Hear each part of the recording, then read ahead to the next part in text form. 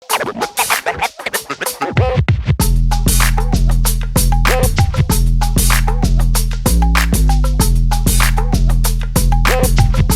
here! Bro, this is happening. Man, it's happening. This is happening. We in the building. How long have we been talking about doing this for? Man, we've been talking about it for a minute.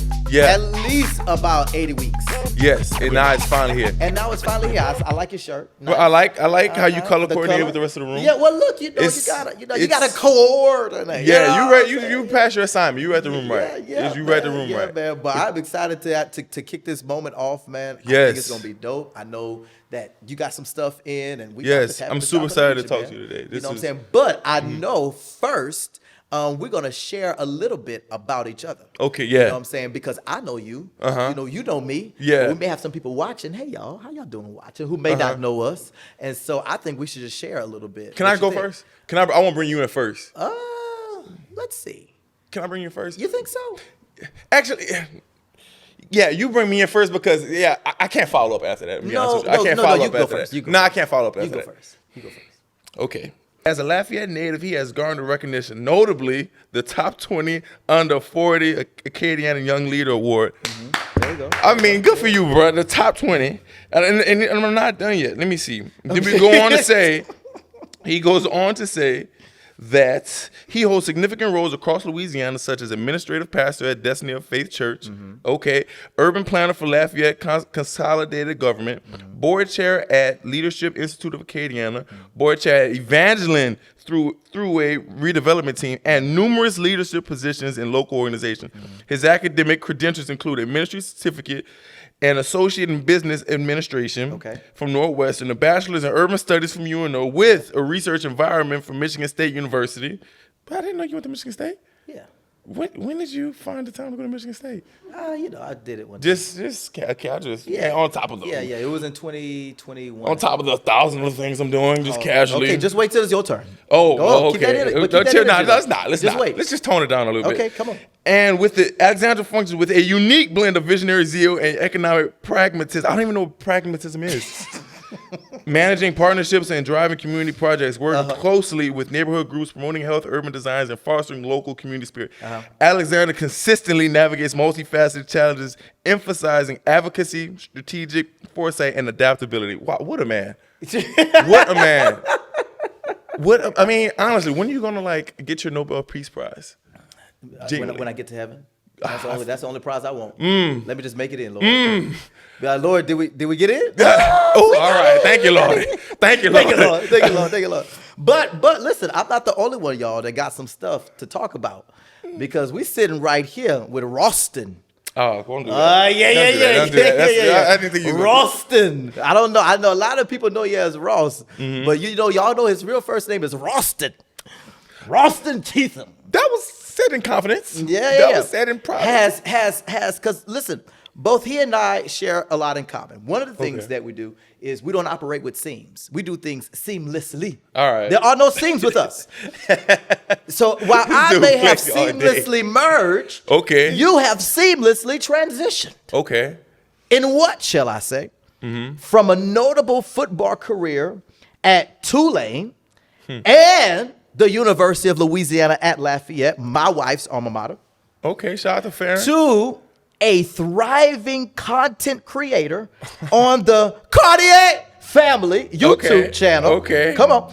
With almost 1 million subscribers and millions of views. Yeah. His dynamic journey now, say now includes a passion for acting.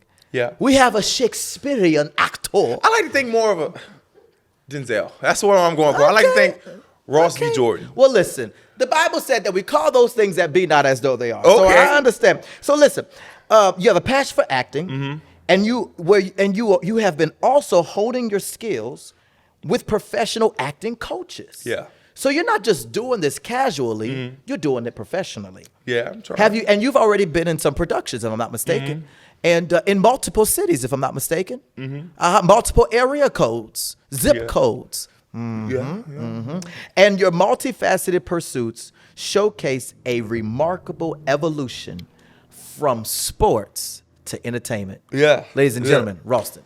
Oh, man, I can't. Ralston. You won. You topped me. No, you topped me. I no, can't. we I can't. even. You topped me on the intro. I appreciate that. We even. Let me tell you why we even. Okay. Because we are doing the best we can with what we got. Well, what we got. That's it. all we could do. That's for the real. name of the game. That's all we really could do. It ain't about comparing nothing other than effort. Yeah. You know what I'm saying? Yeah. And when I read that, brother, I see effort. I see dedication. I see consistency. I see transparency. I see humility. I see Appreciate that. So let me ask you a question. Based off your bio, like you've done different things in transition from ministry to community planning and things like that. Yeah. When you were 10 years ago, where you are now, could you have ever like envisioned yourself like where you are now? Let's see. So 10 years ago, it was 2014.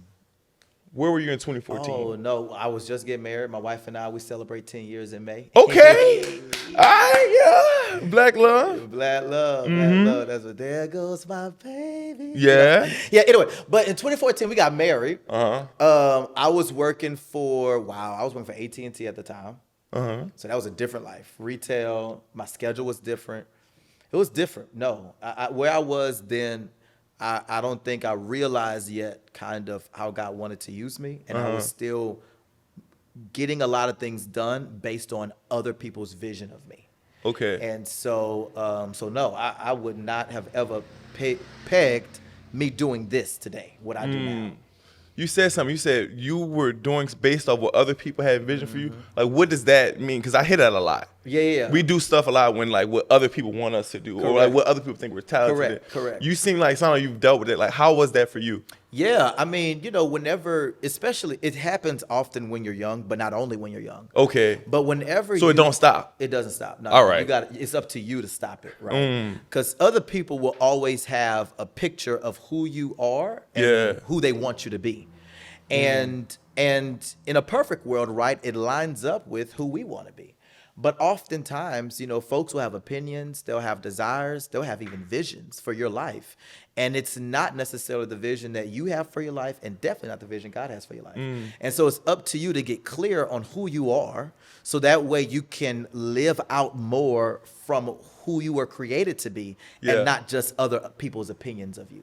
And so because I've always enjoyed communicating with folks, because I've always enjoyed connecting with folks, it was often said that, oh, you good at sales. You got the gift of gab. You can sell whatever you want. You could sell whatever. Yeah. And so I went into sales like, oh, they say I'm good at sales. Yeah. And I'm selling. So I'm gonna keep selling. Like, paying the bills. Right. And and was able to do great things because of it. So I'm not saying that those years I didn't need, because the Lord redeemed it and He did something great with it, But still, in all, it was based on what somebody else's opinion of me was. I wasn't living my life at that time fully from where God, I felt, was calling me. It was really based on where they got faith in me. So I'm a listen to them because they believe in me. Yeah. And so that's where I was at the time. But definitely after I got married and I got my wife, we have a house, you know what I'm saying, and we're living life, it kind of makes you rise to a different standard. And it forced me to go deeper inside of myself. Really? And realize, am I doing what I want to do? Like when I wake up every day, do I feel like I'm living the life that I want to live and I feel destined to live? Yeah. And the answer to that was no. Yeah. So I went on a journey to figure it out. How was that journey? So it sounded like you took a leap of faith to do what you were passionate about. Yeah. How hard is that? Because I think a lot of us, we're in like this place where we're doing what pays the bills, what like we're good at, like different things we're talented at, but like our heart isn't there. Yeah. And it can be frightful doing something that you're passionate about. Correct. That people might not agree with. Correct. Right? Correct. And it could be like what some people may say like career suicide. Correct. Right? Like how hard is it doing, and because you did that married. Yeah. Right? So you decided to take that leap of faith with marriage, having to provide for somebody else. Absolutely. How hard was it to do that? Like, because of how I think, it wasn't as hard for me. It was just I needed to decide to do it. Okay. And usually the decisions I make, for me, my standard is it's always going to be greater than where I was before. Glory to glory in my mind, right? So so I approach God like, Lord, I have faith that you will kind of take me to this next season and my needs will be met. And that always happened. And Yeah. so because God had already proven himself in my life, when it was time for me to make that leap, it wasn't like I was worried about providing for my wife. Okay. It was more about me doing authentically. That was the hard part. Really? Was believing that I knew better for myself than what other people were telling me. Because you got folks on the outside, folks you believe in, folks you look up to, Yeah. who's saying things, right? And in one season they were right. But once you've matured and grown and gone to the next level, now there's some things you got to do. And other people don't know it, but you do. And so that was the hard part, was valuing my own voice more than other people's. Really? Yeah, I knew God was going to provide for my family. He's never left me out, Why did you know that? because he never left me out. I had a history. I've made decisions before. I've started companies before. I've did things before where I saw his hand. So I wasn't worried about taking care of my wife. I was developing more confidence that I heard from God about my life and I could trust it and do something with it. It was more of that. Gotcha. I like that you said that because a lot of, especially like men, right? Yeah. We're in a place to where we, as men, you're called to be a provider, right? Correct. And there's always like this temptation, Yeah. right? Do I pursue my dreams that may not provide, Sure. or do I just say, you know what, let me just do what makes money? Right. Because I don't want to live a certain way. I don't want to put this other person through that. Right. I just think I really admire the fact that you did that because like I was talking to somebody like that. It's just you're so tempted to say, you know what, like man, I'm gonna go get this CDL. I'm gonna go get this road money. Correct. I'm gonna go get this nice paying job in sales and doing this. Correct. Am I happy about it? No, but at least it's gonna pay the bills. Yeah. Is my dreams gonna pay the bills right now? And if so, am I gonna make it in that? Are people gonna support me in that? Am I gonna be successful? Right. And I think that is oftentimes like something like I often kind of Absolutely. battling like.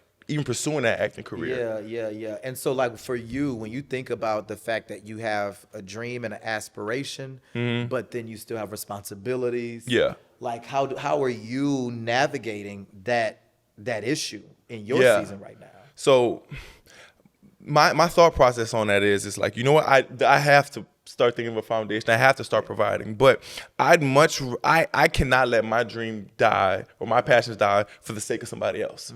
Right? Because if I put all my time and effort into this job or somebody, I'm helping their dream. I'm making them rich, honestly. That's true. And at the end of the day, all I'm gonna be doing is hurt myself because 5 years go by, a year goes by, like I'm gonna pursue it later. We keep kind of pushing that dream down the line. Yeah. And I'm going to be the one that's living in regret someday. Look up and like, dang, I wish I would have pursued that. Yeah. Or like, what if I would have took that risk of faith, that leap of Absolutely. faith? Yeah. You know, and I don't, like I said, I don't want to never look back at life and be like, dang, I wish I would have. Correct. Or what if I would have gave that a try? Correct. Then, Yeah. so And I can tell you this, man, like you'll think that regardless though. Because even if you leap, you'll come back and say, man, I wonder what would happen if I would have stayed. So it works both ways. Got you. So once you realize that, man, I'm going to question my decisions a little bit, no matter what I do. Yeah. Then now it's no longer about how I feel about it. It's what is the next right thing for me to do? And when we can like take the sting off of those questions, it's easier to just do the next right thing. Yeah. And I knew for me, like no matter what, I was gonna have a roof over my head. That was a priority. That my wife was gonna live an amazing life. That was my priority. And so when I approached, kind of my faith and belief, like I always believed that, like, like Lord, I wanna like take care of my family. I wanna have a life big enough for other people to live in. Like I wanna be used by you to fill cups. I'm interested in that. I wanna serve in that capacity. So I always went with that mindset, And so when it was time to leap, it for me, I was leaping into something bigger. Yeah. You know what I'm saying? It wasn't like this, I gotta go in the grind. Like my grind was not less. My grind was, how do I handle more? Like my grind was like, Lord, I have more capacity. I have more time. I have more resources. Yeah. But you already know, right? Like money doesn't necessarily make things better. It reveals what's already there. Same thing with time. Time doesn't Talk about that. Yeah, Because you said something, I don't want you to just brush over Well, that I'm just saying, now. like we've heard Money that does what? Money doesn't necessarily make things better. It reveals what was already there. What does that mean? So if if I give you $100 right now and you're hungry, you're probably gonna go get food, but Yeah. you're gonna get a plate of food that's at the $100 level versus the $10 level. You know, if I gave you $2,000 right now, you're probably still gonna get food, but instead of like stopping, you know what I'm saying, at you know, at Central, you know, you may take yourself to Rufino's. You know what I'm saying? You may hit up Kirsten and say, "What's up, girl? Yeah, we're gonna dance tonight. It's a dance type night. You know what I'm saying? Whatever you want, girl. Flip to the back of the menu. Yeah, how Alex and Farron get down. But I'm just saying, like, usually, How Alex and Farron get down. Huh? I didn't. You missed that part. How you and Farron do. Oh man, we cook. Yeah, but man, it's a lot of fine dining. We cook. So anyway, we cook. But my point got is money, that, y'all. Don't get it twisted. My point is that, you know, folks think like, oh, like once I get more, I'm gonna change this and I'm gonna do this. And it's like usually what happens is that same rhythm that you had, you're gonna still have. The same things you wanted, you're gonna still want. But now you're gonna have more money to do it with, you know? And so if it's something negative, then that's gonna be more negative. If it's positive, it could be more positive. And so my point, yeah, I don't know where I was actually going with this conversation because I threw that question out and it kind of threw me on a limb. But I'm just saying, like in general, like for me, it was always like how to be wise with more. Okay. You know, when I went from AT&T to work for Cox, you know, I had more time, you know, and more resources. How do I be wise with that, Lord?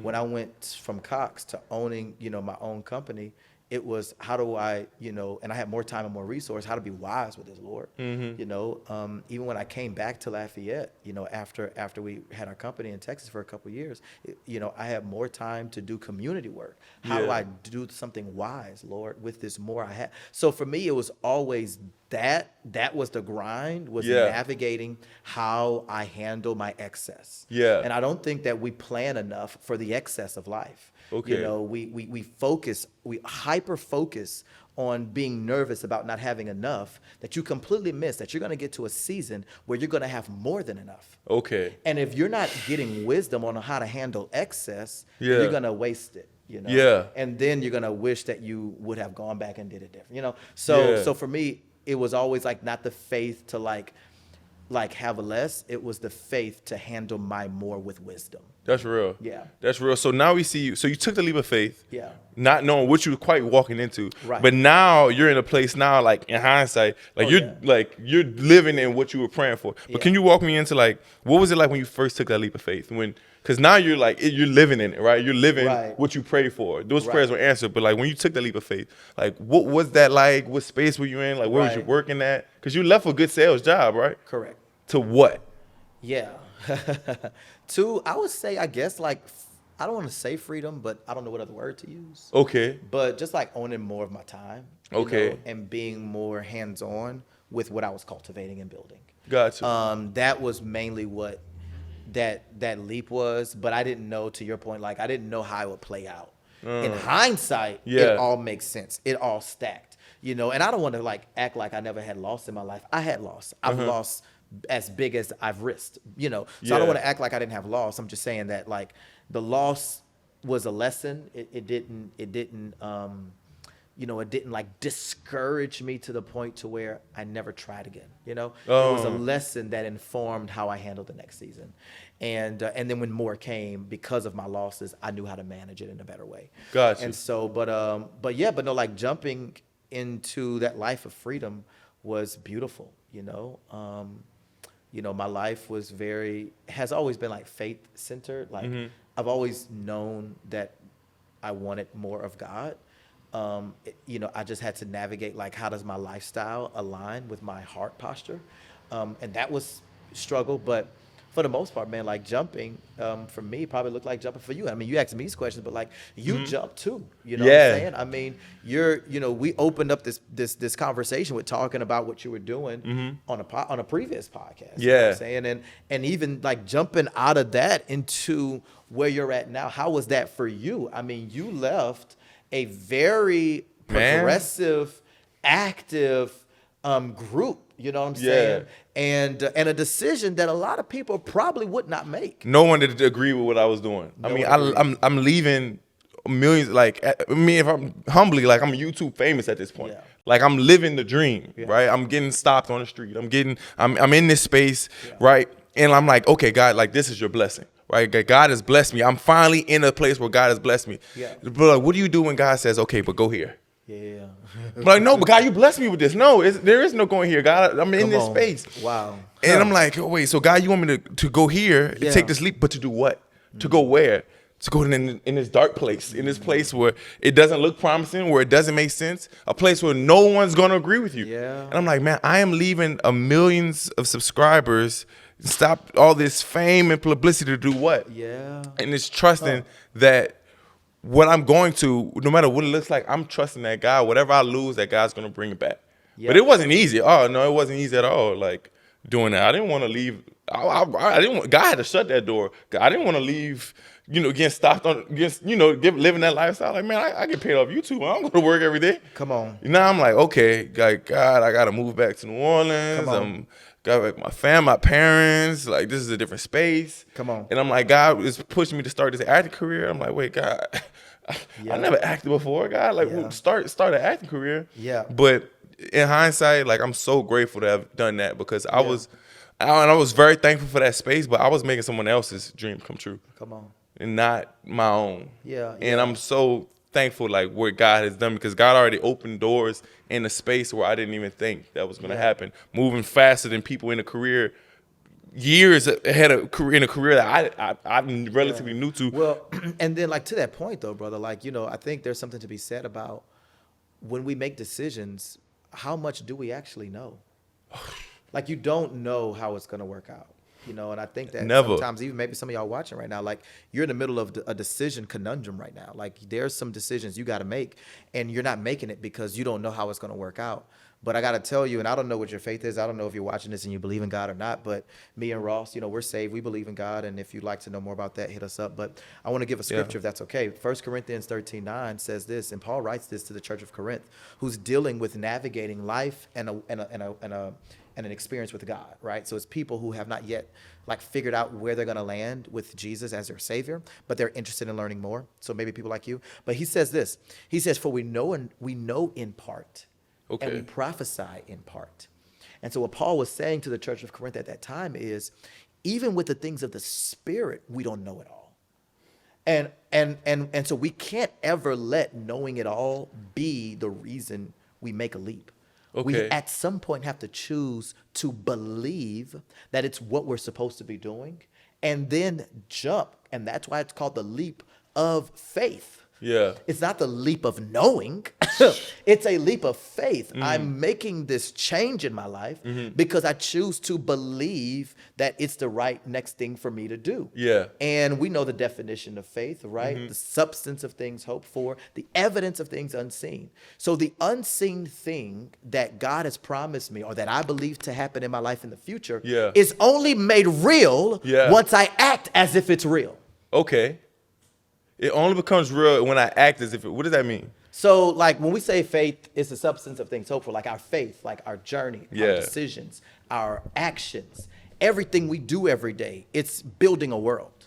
Even you being right here, you know what I'm saying? By you being here in this space with me, it says that you have faith in our friendship. You believe our friendship is real, so you're willing to have a conversation with me. Yeah. But if you didn't believe our friendship was real, you wouldn't have your actions or your decisions lined up. That's real. And so I'm saying that if folks watching right now, you believe that there's a life that is for you that has not realized yet, there's an industry that's for you that hasn't come into your purview yet, there are contracts and opportunities that you feel is for you that you don't have yet, it becomes real when you act on it. Okay. And so if I know that, let's just say I have a business, right? And I feel like I'm called to help content creators. Well, if you're not engaging with content creators every day, talk about that part then right how there. are you actually walking out what you believe is yours? Talk about that right We there. can't believe something is ours, but then never walk it out. Like at some point, you have to choose to say, I'm going to walk this thing out because I believe it's mine. Yeah. You knew that you were called to entertainment in some way. You knew that culture was going to be a part of your life and your destiny. Yeah. So you started walking it out. Yeah. When everyone was saying like Ross acting, Ross in the play, Ross, whenever you showed up in your play and you just came out of nowhere acting, you know what I'm saying? It's like, wait, Ross, but you knew that God was going to use you in culture. Yeah. And so your actions today is a lot, even though you didn't get a call from Steven Spielberg yet, even though Denzel Washington Washington ain't hit you up yet. Yeah. Even though Viola Davis ain't sent you like even though some of the giants in the industry hasn't reached out, you are still acting like you know you're called to impact it with your faith. Yeah. And so that's what I mean by we have to make decisions and actions that line up with our belief, because it's those things that make our faith real. Yeah. That's what makes it real. Yeah. It's not just that you believe it, it's that you do something about it. You saying about doing something about it, because Yeah. it says, the scripture says, faith without works is dead. Yeah. A lot of times we want something, we're praying for something, Yeah. and we just want God to just like throw it out of the sky, right? We just think, okay, Right. God, like I'm working this 9 to 5, God, but I want to be doing this. I want to start this career. God, just bless me with the business, and like we think we're just gonna wake up one day and it's just gonna be there, and like there's so much like there's work on our part that we have to do it. Like we're gonna do the work, and the faith, we have to have faith that in this work that God's gonna bless this and open doors for me. But He can't bless somebody that isn't working for it. Like no, I had to when I started this acting career, I had to find an acting coach. I had to do the work. I had to connect with other actors, reach out to agents and things like that before I Yeah. started seeing some fruit. And then God opened doors in that. Yep. In me doing the work. But if I would have just been kind of sitting around like, yeah, I'm gonna start acting next year or when the time is right, because we like doing things when the time is right. When it's right now. Yep. Well, when I'm in a better position to do it, when I'm gonna get a little more capital to finally, start that. Yep. And no, it starts like the time is always now. Yeah. Like now, like it's now. Absolutely. Yeah. Well, and it's like the you're right on the time is now. Okay. But I want to challenge that thought a little bit, right? Okay. Because I don't want folks to move out of season because they want to do it now. Yeah. So like the time is now, but the time for what? Okay. So the time is always now for something. So I don't want to challenge the fact that we should be doing something now. I just want to challenge what should we be doing now. And so some people right now, they need to go in themselves and get clear. That's Because real. if you're not clear in you, Oh. then you're moving through this world with divided priorities and divided thinking. You're serving two masters because you're unclear. That's real. You know what I'm saying? Yeah, So that is so important. so yeah, the time is now to act when you're clear. Yeah. But Yeah. if you're not clear, then you need to do the work to get clear. I had to get clear. I knew that my life didn't really line up with what I felt, but I wasn't clear yet on what that was. So I had to go in therapy. I had to go deeper in worship. Like I had to really get clear on who am I? What matters to me? What are the things I want to contribute? What do I believe the blessings God has given me to be? Because he gives us his blessing to make us rich, right? So what is this blessing that he has given me? Do I know what that is? Can I articulate what it is that I believe I'm called to do? And if I cannot articulate that, then I got to get clear on that. Yeah. I have to do that, And I just want to encourage people like invest in getting clear with yourself. Yeah. Like if you can't identify who you are, what you believe, why you believe it, what your goals are, what your vision is, what your values are for yourself. If you don't know that, you need to get clear about that. Yeah. Because you can't move in a world without values. That's dangerous. You start setting up systems that can lead to hurting other people. You need to be clear about your values. Yeah. So that way you can see and identify what's yours and what's not yours. Yeah. Like just imagine, right? If you didn't know what your values were, you'd probably accept any acting job that come your way. Oh, absolutely. But there are some things that you're not going to do because you're clear on your values. I can give you a real life story just now. Yeah. I got offered something maybe earlier this week, right? It was going to pay me like nice. They were going to pay me and like a bunch of other strangers just to make out. They was like, we're going to pay you just make out with this stranger. And I'm sitting there, right? And I'm looking, but I open the email and I'm seeing like the opportunity, but all I see is the dollar sign. I said, oh, thank you, Lord. God, I know this. God, I know this is you, God. Thank you, Lord. So then I scroll down the email and see what they're asking me. And they're like, yeah, we just need some people to come in, make out with this girl at this going to be like a club party scene. And I'm like, God, no. Like, cause God, I'm like, God, I want to honor you in my career. I want to honor you with what I'm doing. And I'm like, God, how can I ask you to bless me with something when I can't even honor you in that? Yeah. Where like, God, I have to have those values, like you're saying, because that's I have to, God, if I want you to bless what I'm doing, I have to honor you in that. And I can't bend my face on. I gotta stand on this, and if you have to like it or not, and if it's for me, it's for me. Yeah, right. And I think a lot of how important is that? Like, there's opportunities that's if it's for us, it's for us. Yeah. And there's opportunities that are gonna be thrown our way that we Right. can't take. Can you walk me through like times where you've had things that opportunities, right? Which would have been good financially, would have looked good on paper for your resume or whatever, but you knew like that don't align with who I am as a child of God. Well, yes, I can. I can share that. And I also like want to tap on something you're saying too, right? Because there's a lot of, this is actually a really good point.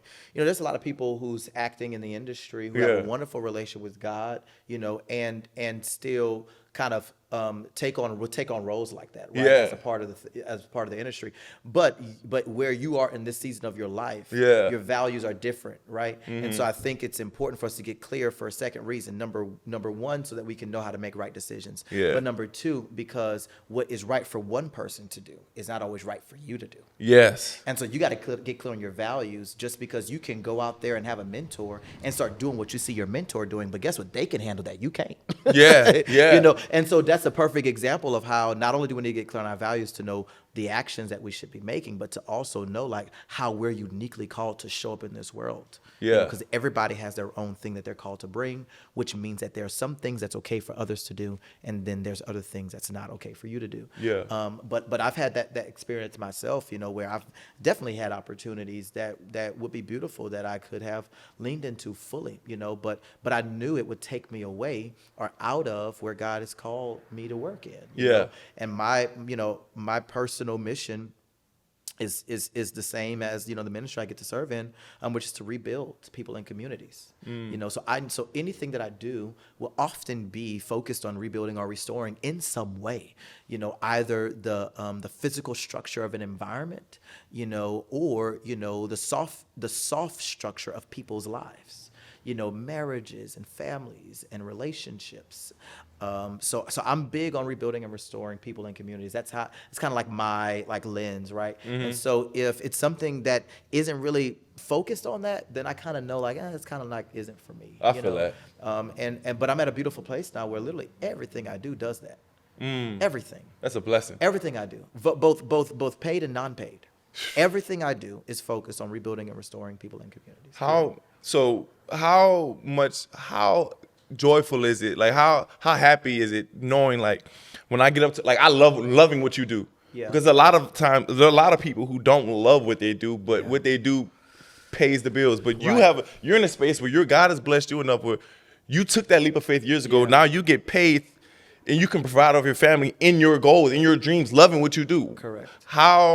If you can encourage anybody that's in that place, right, that's not quite getting paid for loving what they do or want to take that leap of faith like you did, what would you tell them? Because you're on the back end of it. You're 10 years in the game of walking in, taking which that is still after young, living. They got people who doing it 20, 30, 40 that could still teach us some things too. I would say, man, you gotta, we talked about the getting clear piece, but you have to at some point, you do have to act, right? And so we talked about getting clear, and then once you've gotten clear, then you can act. But you have to do something. You have to change. You have to change something. We got people in this room right now who changed things. Whenever they saw it going in a direction that they knew wasn't what they wanted, they changed it. And sometimes we don't change. We want it different, but we don't do anything different. And that is sad. I remember whenever I was working for a certain company, we named out companies, but now that I'm about to talk negative, I don't want to name them anymore. But I remember I was working for a certain company, man, and I couldn't stand it. Oh my gosh, I couldn't stand it. Yeah, man, it paid the bills. Great, great insurance and all the stuff, but I hated it. I woke up every day feeling less than, feeling like I'm not doing anything, that I'm not doing anything meaningful. It was hollow. It was very hollow. It looked shiny on the outside, but it was very empty on the inside. And so I changed it, and I started setting things up. It took me a year to move, but I started working on it. I started figuring out what does me having my own thing look like. Where is it going to be? And, what do I need to stack in order to make this happen? Like, we started putting pieces of the play together so that way we could move and act one day, and that's what I would encourage people to do. Like, after you've gotten clear, then act, do something, and maybe, and I'm stressing right now a lot about like wanting life to be different, but maybe it's not necessarily that you want life to be different, but you believe there's more to life. Okay. It may not always be that the way I'm living and the construct of my family is not well. It could be that it's well, but you still feel like there's more. Yeah. And even to get the more, you have to do something. You have to act. So once you get clear, just act, Yeah. I really want to hone that in. For me, I say this, and it's, kind of a little bit focused on men. But, there's as men, we have to not only know how to speak, but we also have to know how to act, because there's nothing worse than a man who can't decide. We have to know how to get and make decisions. Yeah. And if you struggle with decision making, what our educators call executive level functions. But if you struggle with decision making, with conflict resolution, with communication, then you need to be getting on YouTube University and you need to like figure out how to level up in that, because we have to do our part. Listen, you can Google it right now. The Black woman is literally probably the economic engine for America right now. Okay. Like, I want to say it was like maybe 2 or 3 years ago. It was several elections ago, but it was like a swoop of Black women that became mayors. Wow. You had all these Black women becoming mayors across the country. It was so divine. We see more and more about Black women stepping into corporate executive roles. We see more and more women step up into C-suite roles. We see more Black women becoming legislators. Like, we are seeing, our Black women step into a unique space that's so beautiful and authentic and original. Yeah. And my conversation for men is that we can't allow them to always have to do it alone. Yeah. We got to know how to speak, how to show up and support if that's the season that God's calling you in. Okay. And so, but anyway, I'm kind of going on a tangent, but act. Like, get clear and act. To pursue the life that you feel is yours to have. And so, what do you like when you hear that? Like, what resonates with you? Like, how do you feel about that? Ask that in a different way. So I can better Whenever we understand. talk about like acting, like once you're getting clear, doing something, what comes up for you? Like, like, do you feel like moving on what we know about ourselves once we've gotten clear is easy for people to do? Do you feel right now it's a struggle for our generation to do? Like, what would you say to that conversation? Yeah, I think oftentimes an issue that I think a lot of us run into, like we're starting to put that plan in motion. Yeah. But we could be relatively new in that thing. We put that plan in motion and we get kind of discouraged, like looking at other people that are like farther along in it. Okay. Right? Comparisons the thief of joy, and like social media is like up and rampant. That was a little bar.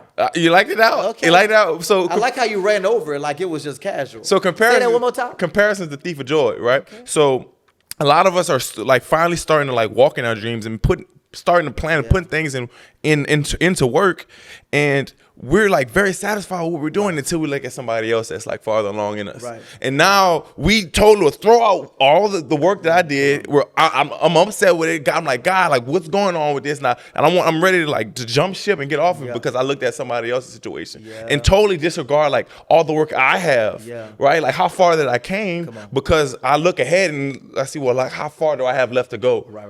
And I totally just disregard like where did I just come from? Okay, that's good. I'm glad you said that. So what's the most, okay. Oh, this is so good. Thank you. Oh, this is good. Okay. So the gift is not arriving to the destination. The gift is the route. It's what happens on the journey. Okay. And so I'm so glad you said that, because I do think a lot of people believe that like the gift is ultimately arriving at a place, and it's not. It's the experience along the way. If you talk to entrepreneurs, if you talk to folks that have built companies and been relatively successful. Yeah. They can tell you when they hit a milestone, it's cool, but the funnest part was building, was getting there. like hitting $1 million was great. Yeah. But man, I remember when we threw this event and this event. I remember we had to sleep at this hotel. And we're like, man, we gotta sleep over there. Like, I remember when we ate over here. I remember when we brought the whole team over here. Like, we trying to work together too. So, like, they often, remember and get excited by the memories and the experiences on the journey. When they didn't have anything. But it's before they got to where they were. Yeah, it's irrelevant whether you have a little or a lot, but it is all about the experience on the journey. Yes. And so part of it all, you got to act because there's experiences waiting for us. Yeah. Waiting for us, you Yeah. know? And but you got to step into life. You got to step into the game.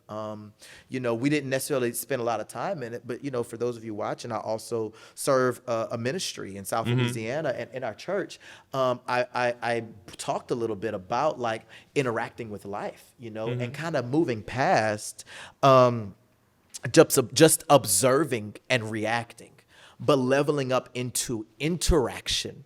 And then interaction with discernment, but basically like stepping into the game of life and like not just letting life happen to you, but stepping into it, interacting with it, negotiating with it, figuring out what's right for you, where you should be, where you should go, what you should do, but we have to like get in the game. We have to act. Yeah. We got to do what we got to do because I believe that there's great things waiting for us on the journey. Yeah. On the journey. And so that comparison, you're right, it is a trap. Because you're looking at destinations. And that's not even the best part of your experience. It's not. The best part of your experience is the journey. Yeah. It's the journey. All day, every day. And we oftentimes, you said this to me, you told me this a year ago, and it stuck with me. You said that right now in your life, you're living in like the good old days. Right now is the good old days. Yeah. Because a lot of times we look back, we have old memories and be like, man, them was the good days. Yeah. I didn't have it or X, Y, and Z, but man, I had like some really good experiences and stuff like that.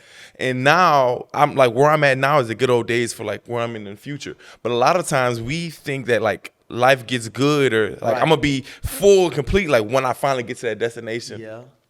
But truly, like, no, like, but we think that, but miss out on all the good stuff that's happening in the now. Correct. And we're not happy now. We're depressed now, or we're not fulfilled now. Correct. And where we are now, and we think it's gonna come when I get there. It's gonna happen. Could you talk about that? Yeah, I mean, once you've gotten clear with yourself, your values, once you started acting and you're engaging with life, you will find little treats along the way because your values are going to be triggered. Like I think about like the process of building, and like if you've built a home before, I've had the opportunity to project manage, construction projects with my dad, and so like in the building process, we have a certain standard with the materials that we use, with the paint colors. Yeah. My dad is very meticulous with the design, of architecture. And so when you're constructing something and you see your design get installed, you have like, oh, this looks so good. The house isn't done yet, but just seeing the floors you picked out installed makes you feel like, oh, this is good. Yeah. Like the house isn't done yet, but when you see the cabinets get hung and it's that unique color and it's a shaker cabinet with the right hardware, you're like, ooh, it's swaggy. Like, when the furniture get moved in, you know what I'm saying? And like the person didn't show up to the closing yet, but it's starting to be staged. Like you be like, oh my goodness, this is it. Like when you're clear on yourself and your values and what you are hoping to get, when it starts showing up on the journey, you get little gifts along the way. Yeah. But most times when we're not clear on our values, what we want, what we're hoping for, then you're like only motivated by finishing. Yeah. But that's a terrible way to live. You know what I'm saying? Like you need to like be more open. I love how Paul says we should think on things that are of good report, right? He could have said he didn't say we should think on things that are complete. Yeah. He said we should think on things that are of a good report. Yeah. Whenever we're hearing good things as they are happening, we should think on that. You Yeah. know? And so like choosing to live your life where you value experiences along the way, it's a choice. A choice. It's a choice to live that way. Okay. So you don't stumble into that. It's a choice. You choose to value the journey. I choose to wake up today and be excited about what's waiting for me. It's a choice, you know what I'm saying? And guess what? If you don't make the choice, you're not going to be excited about waking up today. You're going to Yeah. be excited about finishing in a year. And if that's how you want to live your life, then that's your prerogative. You can live like that. Yeah. But over her, like, we're going to be excited about the journey. Yeah. We're going to be excited about hitting milestones. We're going to be excited about getting our values triggered. Like, Yeah. we're going to be excited about living a quality life. And we're not just going to do it passively, right? Yeah. We're going to do it actively, you Yeah. know? And so that's like the way I would encourage a lot of people to try to move if they can and shift. It sounded like you said you were speaking on like why we should have like an attitude of gratitude and gratefulness in the now. Why is that Sure. important? Well, yeah, I mean, when you're grateful in the journey, the payoff is that much more better. That grammar was terrible, but you know what I mean. I get what you're saying. But you know, and then I also, caught it. and then also, when you're grateful in the journey, you constantly recognize who's causing these things to happen. You know, so like when you're grateful in the journey, it's taking that moment to realize that you're not that like. This is cool, right? Like being grateful is recognizing you're not that great. Right? Yes. It's putting gratefulness is putting greatness where it belongs. Yeah. You know, and it doesn't belong on me. Yeah. It belongs for us who's watching this, that's faith-filled. It belongs on our God that we serve. You know, and so but it humbles you. It helps you show up as a better human. You know, we probably all know people who are arrogant, you know, who are very weird and they're full of themselves. Like we probably could name a lot of people Okay. like that, you know what I'm saying? Who are not humble, who will never give credit, who will never share a platform, who will never share a stage. I bet you right now you thinking about three, four people. You saw three fingers. About 3, 4 people Yeah. right now. You thinking about them. You know what I'm saying? But like when you think about the people you admire, what type of values do they mirror? Like, do you admire the person that is irritating, aggravating, arrogant, Yeah. you know? Or do you admire the person that is humble, that is patient, that is thoughtful, that's resourceful? You know, that alone can tell you, like, oh my goodness, I probably need to adopt an attitude of gratitude. Yeah. Not only because I should, but the people that I feel drawn to also live that way. you Yeah. know? So anyway, so yeah. I And think even that's in that attitude of gratitude, once I'm grateful in the things that I have now, I really get to see how much God has really blessed me with. Yeah. Like I have all that I need. I get to see all the little things. When it doesn't seem like God's moving in my life, when I have that attitude of gratitude, I can see where God is moving in a whole bunch of different Right. ways. Right. And that can give me faith. Like no matter how much farther I have left to go on my journey, He's moving now. So I know He's going to keep moving for me. I know God's going to keep opening doors for me. And I get that from being grateful and looking at God versus looking at my circumstances, Yeah, what I yeah. don't have, how That's I'm not it. there, That's how it. other people are living and how I'm not, what That's they got it. on social media. That's it. You know. That's it. And so like for you, like what does that look like practical, right? Like how do you allow gratitude to show up in your life? I have to pray every day, right? Like I have to pray every day. And I have to pray every day, but also inviting God in my days. Because when I can't see what God's doing in my life if I'm not talking to God. If I'm not talking to God, how is He gonna reveal it to me? So if He's not, whatever He's revealing to me, I'm not gonna be able to see it. I have nothing to be grateful for in my life if He's not revealing it for me. So it all starts in having a relationship with God. Any great man was in the Bible. Any great man who accomplished anything, whether that be Joseph, who Job after his situation, Daniel, they all went through something. They had a journey, but God was with them along the way. Yeah. When they put Daniel in the fire, and he was elevated after that, God was with him there. When Joseph was on his long journey and then became king, God was with him there. Yeah. Job, who did I say? Joseph. All these people. Yeah, you name some hitters. Any so, people. So what do you say to the person that says, well, if God with me, why I got to go through this stuff on the journey? What do you Because say to that person? there is so much preparation that God is prepping you in the journey for then. A lot of times we think we're more ready than we are. Okay. For God, I can have $1 million, or I'm ready for this increase in my job. I'm ready for all these things. And He's like, No, you're really not. No, like I know you. No, I know you. Actually, I had to take you through training to get you there. Like in the training, like you said, is the beauty. That's like what's God has to train us to be there. How like has God trained you? God has trained me in working that job with, working as assistant under you, being a servant to you. In the learning to be time punctual, learning that how to manage certain things, learning why it's important to properly communicate with other people, and having the faith to reach out to people and for opportunities. Yeah. I learned all those things in serving, because those are things that I'm going to need when I'm in a position to do that. And I'm so thankful for those experiences, because like where God has taken me, if he doesn't take me here, if he didn't take me that lowly place, I would have squandered away the high place that he was trying to take me. Does that make sense? You know, it makes sense. Like, you know, I hear a lot in what you're saying. So obviously, yeah, I think there's preparation. I think there's training, you know, but I also think, I'm gonna use a word that I like. You know, you clowned me at the beginning of this conversation about my ACT words, but the word for me is extraction. Say that one more time. Extraction. That's not an ACT word. That's more like a LSAT type of word, like med school, Med school. Yeah, like a word you see on like the MCAT. Shout out Melanie from the game, med school. Yeah, okay. You know, the game had came back for like a season or two. It flopped. But hold on, it flopped. wasn't terrible though. It wasn't. No. It wasn't. It just. I was like kind of into. What was it? It was Paramount Plus. Was it? Okay. Yeah. It had came back for like a season or two, and I was kind of like, this is kind of nice. Like Really? I was.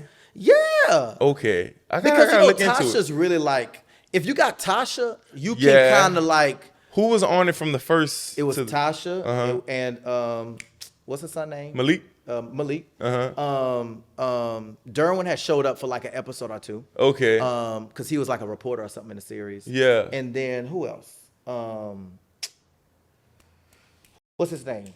Dip and Pitts. And Dip and Jason and Pitts? And Yeah. Jason, okay. Jason Pitts showed up. Yeah. And I think that was the main three from the previous. Okay. Like they had recurring roles that were there. Yeah. And then his daughter, Britt Bratt, was like one of the main characters. Okay. And so instead of like I gotta following check this like, out. the Derwin and Melanie kind of like, now it was like the next like The his next daughter and like who she was dating. She was dating like the rookie. So that was Word. like the new Derwin and Melanie situation. Okay. But it was kind of interesting. All right, I gotta look into that. Look into it. All right, you you know. on Paramount? Yeah. You need my login?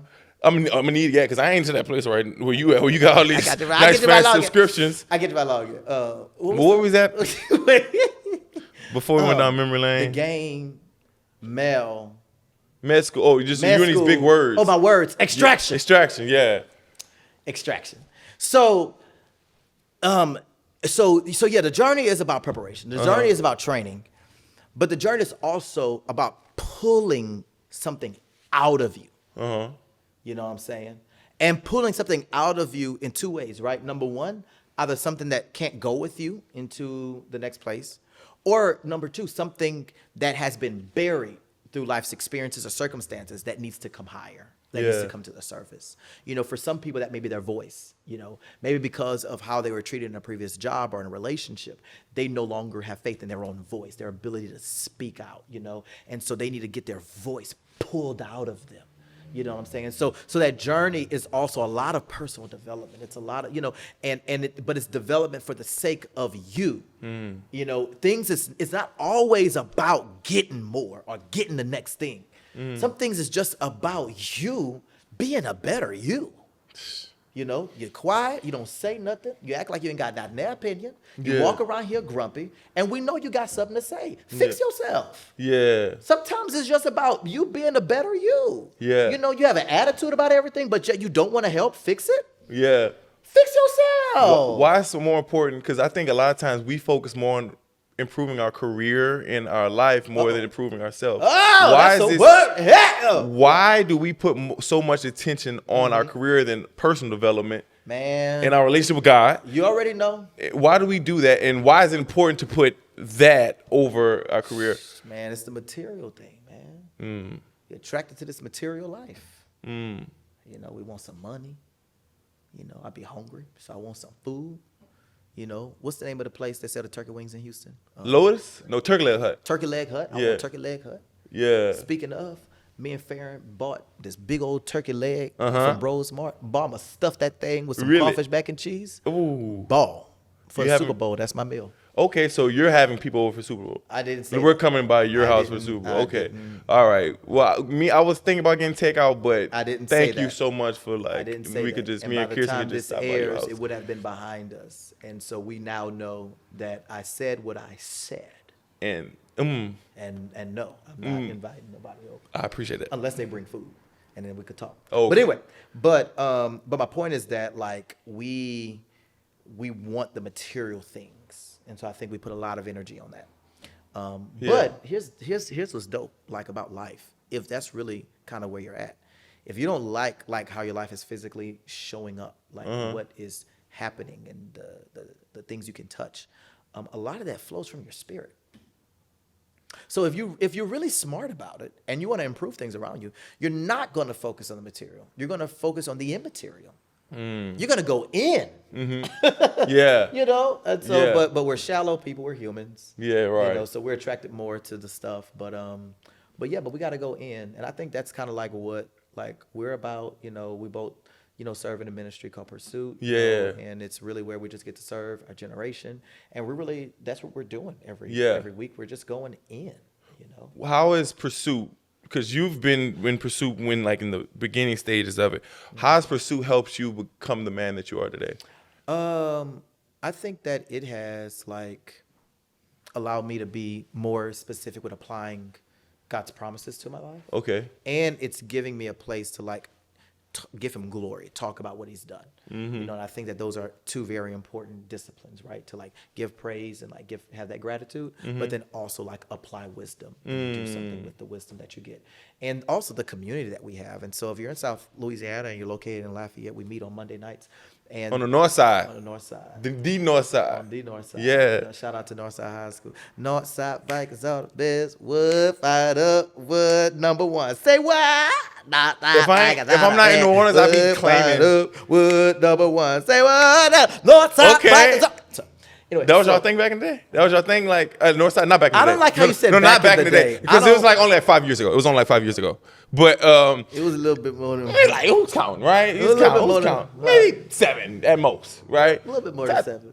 Yeah, but yeah, it wasn't that long ago. It wasn't that long ago. But A little bit more. I claim the north side. Like if no one knows I'm from New Orleans and I'm like in Lafayette, I'm like, yeah, I want the north side. That's my side. yeah. Ball. I get to talking all. Oh yeah, ball. I talking like y'all. What was it? No. no, I say tried it, it. I say it, tried say it. It didn't work. It didn't work. No, I want to try. Let's see. Go ahead. Okay. Okay, I'm gonna get back into my north side like vernacular. Wine, what's that? I like that one. Repeat after me. Wine, what's that? Why was happening? Okay. But we say that in New Orleans. Oh, That's like, okay, yeah. okay. All right, Bo. All right, ball. Let's try one more time. So I have All a right, question before. All right, ball. That's it. I'm gonna work on it. I'm It's the gonna ball. practice it. It's like you got to get the. I'm gonna practice. What? Real question. What is a shad? I didn't know who is shad. Where is shad? Where is shad come from? Okay, here's where it comes And from. then sometimes I hear shit shad, and I'm like, who is So share share? is a French word Okay. for friend. I hope that we can have fact checkers confirm that. You can Share. Google that. CHER. French for friend. I'm pretty confident. CHER is French for friend. And so Okay. Cajun French, because a lot of our dialect here comes from French. Okay. Over time, instead of saying it like the right way, we just kind of put a slang on it. Okay. Is that it? What it mean? Dear, I thought so. Dear? Oh, that's yeah. friend, like dear. Yeah. Like my dear. Okay. Yeah, okay. So mon cher, like my dear, right? Yeah. Okay. So cher is like a slang version of that. You know what Okay. I'm saying? So instead of saying like my dear is like my friend, like, oh, what's up, cher? Like it's like a slang for like a person, but it came from like the slang version of that French word. Oh, And okay. so we just say cher is just whatever. Cause I'm like, why a is person. everybody shad? Yeah. And I'm like, is shad like a person? You know how like I'm your grandmother be like, how you doing, dear? Oh, okay. You know. Gotcha. Same thing. How you doing, Okay, Chef? I get it now. Cause I'm like, when I was working at Destiny of Faith and I was with Pastor Mary, Yeah. I was like, she dresses everyone in Shad, and like her and Aunt Linda, I'm like, it was cool point. I'm like, do y'all not know each other's names? Because they're like, I'm Shad, you're Shad, we're Shad, we Shad together. We Shad together. We're just sharing right now. We're sharing I'm like, right now. I'm It's a like, lot of Shad. I get it. Shad energy. Big Shad energy. Yeah, I was like, I used to hear that word 100 times a day. Shout out to Oh, Pastor Shad. Mary. Shout out to Shad. Pastor How Mary. you doing, Shad? Yeah, Shout yeah. out to my mama. Yeah. Mama, Her and Aunt Linda used to. I love you. Yeah, my mama. I love Yeah. her. But anyway, so anyway, but we was just saying that like Pursuit. So we're in South Louisiana. We're Yeah. in Lafayette. If you're in the area, Monday nights, check Yeah. us out, 7 p.m. At UL. Huh? Any UL students too. Oh yeah. If you go 10 UL, I thought you were saying that we're gonna be at UL. Yeah, no. Although that'd be dope. I wish we could make that happen. But yes, any UL students, like if you're in the area, just like come through. Like it's a dope circle. It's dope people that's interested in like just living our life, but with God. Like Yeah. having Him in the center of it in our decisions. We're not perfect At but all. We are progressing, right? Yeah. And that's what it's about. Before we close out, Okay. I would say like what Pursuit has done for me. I came to Lafayette, Yeah. and Pursuit was like one of the first things. I didn't know nobody in Lafayette or anything Yeah. like that, and I'm like fresh out the lukewarm club, so I'm coming to Pursuit. If Pursuit's on Monday night, I'm in the club on Saturday night. Okay. And I'm like just living like any way I want, but I like kind of want to know God. And I would say like if I don't go through Pursuit, and if I don't meet other people, other believers that's trying to do what I want to do and seek the wisdom and find out like, oh wait, like being Christian isn't lame. Being trying to walk with God isn't lame. It's not the hardest thing in the world. It's actually beautiful in like if I don't see the goodness of walking with God through Pursuit, I'm not where I'm at today. Yeah. Some of the decisions, I don't take the leap of faith that I do. Yeah. I'm not, because that lit a fire in my walk with God. And as you know, like it's so important to have a walk with God. Like Absolutely. that is the most important thing you can have is the biggest investment. We're in a time of investment. The biggest Absolutely. investment you will ever make is your investment in your relationship with God. And that all started in me going to Pursuit. So That's awesome, man. That's a wonderful testimony. appreciate it, brother. Man, if you want to be like Ralston, you need to Ross. come check us out. Ross. Well, look, man. We hope that y'all enjoy this conversation. Yes. It's really we're just friends. We're two men who are both with ambition, but we are not allowing our fire for wanting to see life be great be burn hotter than our fire for God.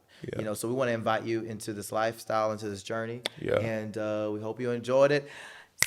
Have a great day. Yeah. Have a great night. Whenever you're watching it. Thank you guys for just watching be this. great. Appreciate it. Thank you This for was tuning fun. in. Thank you for if doing you're this. here, that means you stayed to the end. Yeah. Give yourself a hand clap. Yeah. Because you stayed to the end. Yeah. Thank you for doing this. Absolutely. I appreciate you. This It was like fun. dope. I know. I liked this. Thank you. you. This was dope. I appreciate I love it. this. I appreciate it. Shout out to Cameron, who's Cameron, allowed us to we do in this. the yard. Where we at? We in the yard. Exactly. So if anybody wants a photo shoot done, You know what I'm a saying? podcast in Lafayette, you know who to hit up. Absolutely. Exactly. We serving notice right now. Yeah. Y'all go to their website. Yeah. And I want them booked to Yeah. capacity. Yeah. I want it to be like, Great you don't have to staff. turn people away. You Yes. have to turn people away. Exactly. Anyway, wonderful customer service. Yeah. You know what I'm saying? I walked in It's here. nice and chic I had in some here. horse divers when I came in. You know Nice what I'm and saying? chic. I had some little fruits Quality and stuff. equipment. You know, shout out to the to the support in the room. Aesthetically We got pleasing. Chantel. We got Taylor. I'm so excited about Yeah. what we've been able to do today. Yeah. Seriously. This was fun. But shout out to Yes. the Yard team for Yes. making everything happen. Yeah. I'm excited. I'm glad Yeah. we're able to do this. This was Yes. dope. This was dope. Thank you guys for watching, and we are out of here.